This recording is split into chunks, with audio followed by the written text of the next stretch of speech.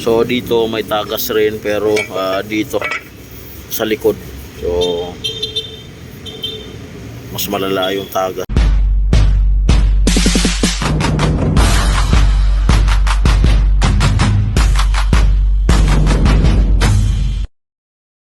Trailblazer, so nagbabawas yung coolant, kaya ngayon na tingnan natin, wala namang tagas yung water pump, so bagong palit yun. So thermostat okay lang, so yung mga hose okay lang naman. So ito guys, yung pinakang sira niya yung oil cooler, so ito yung kadalasang nasira sa Trailblazer. So yung oil cooler, yun yung pinapalitan. Yan guys, kung makikita nyo, so ito yung oil cooler. Yan, so tumatagas siya dito. So walang iba kundi sa oil cooler lang naman yan. So kaya ngayon na magbabaklas nito,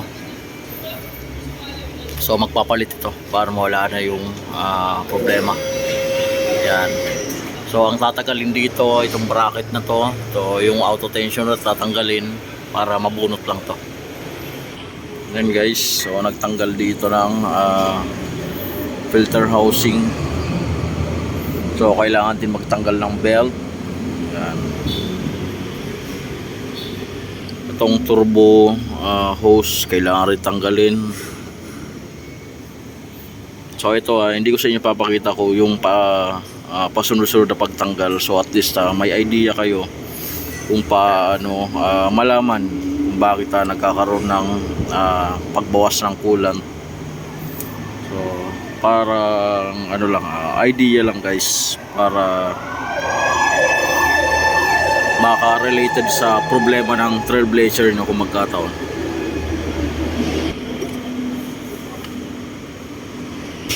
And guys, so kailangan pang magtanggal ng belt dahil dun sa idler. So tatanggalin din yung bracket na yun, yung malaki. Tanggal na.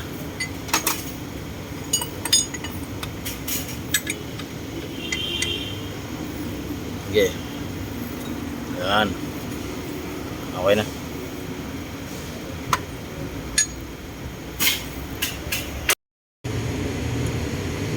Yan, so medyo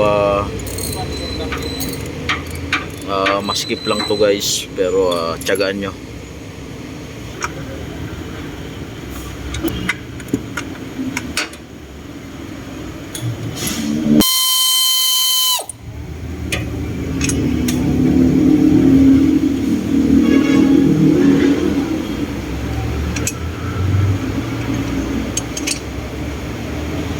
Yan guys, so ito yung idler, so dalawang tornilyo to. Tapos yung auto tensioner, magtatagal rin yan.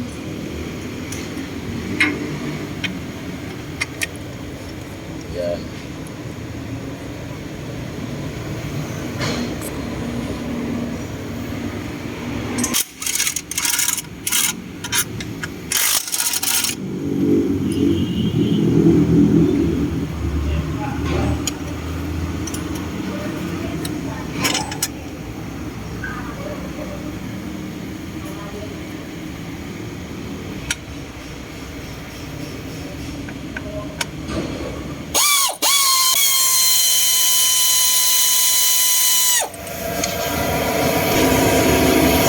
Tapos guys, dito pa.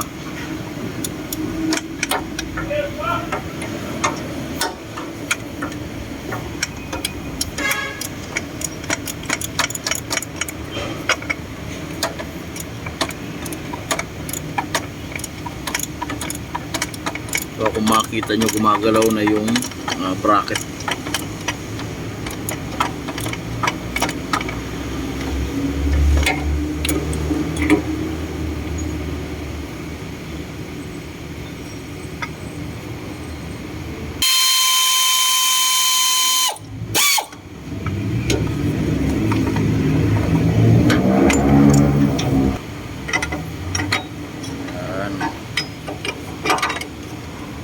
So yun lang naman guys yung nagpapahirap dyan.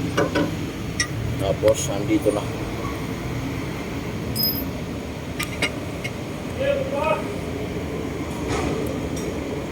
kung makikita nyo yung tagas na yon, yung mga pink na yon, yun yung tagas.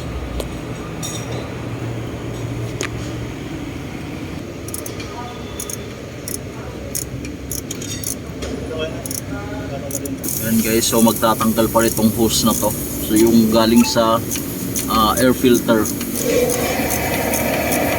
dahil meron pang isang tornilyo dyan sa pinakang dulo. So natatakpat itong hose na to. Yan guys, so kinailangan pang magtanggal nung power steering pump para matanggal lang yung hose. So galing sa turbo. Kaya pa lang.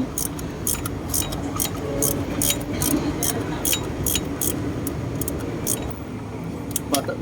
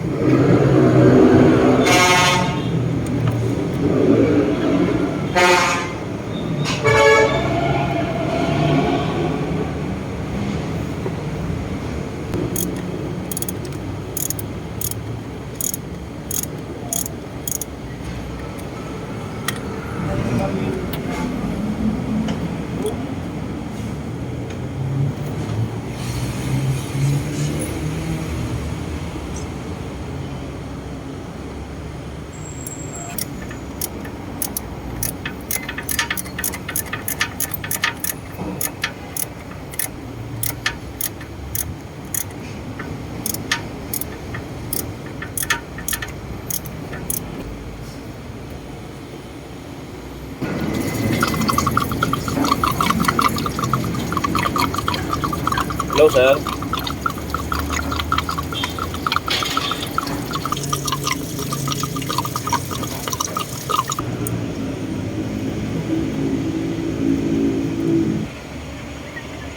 Okay.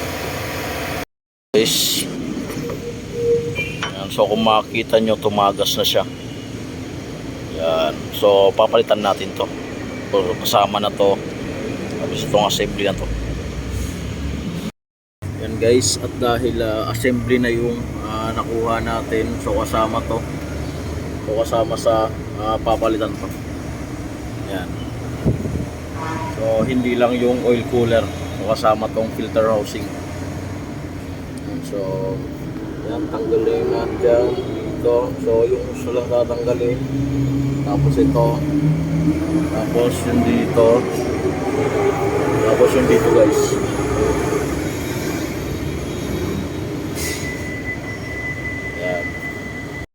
Guys, so ito na yung pinakang housing.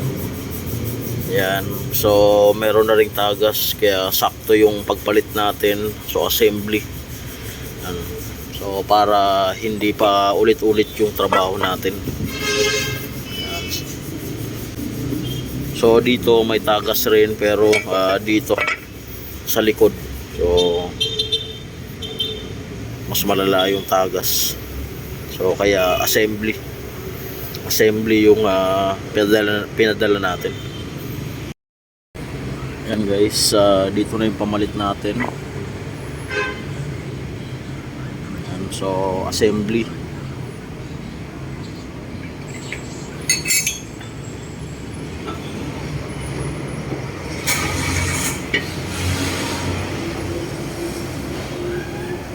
lalabas yung intercooler. Guys, so nandito na. So kailangan nyo lang lagyan ng padulas to. Tapos ito,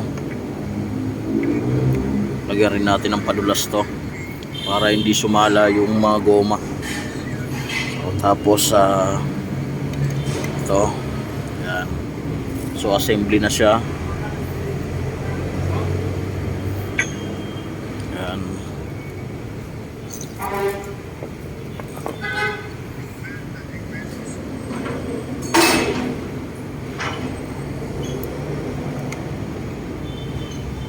So ikakabit na lang to. So tingnan na lang natin pagka umandar na. Guys. So naikabit na yung housing.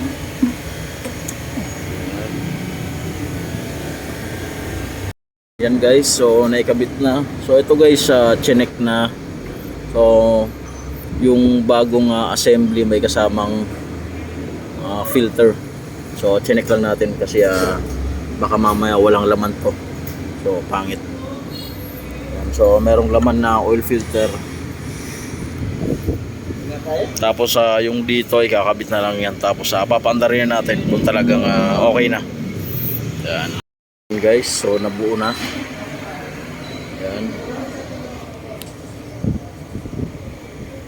So lalagyan na lang coolant. Tapos papandarin na natin. Yan guys, umaandar na. So inoobserbahan na natin. Yan. So dito sa ilalim. So yan, wala nang tagas yan dyan. Yan, so kung makikita nyo wala na. So tuyong-tuyo na siya. So okay na yung problema, na-solve na. So ganun lang naman guys, konting idea lang paano mag-solve ng problema pagka ganito nagbabawas yung kulang. So like and subscribe to my channel, NNB Mechanics Vlog. Thank you.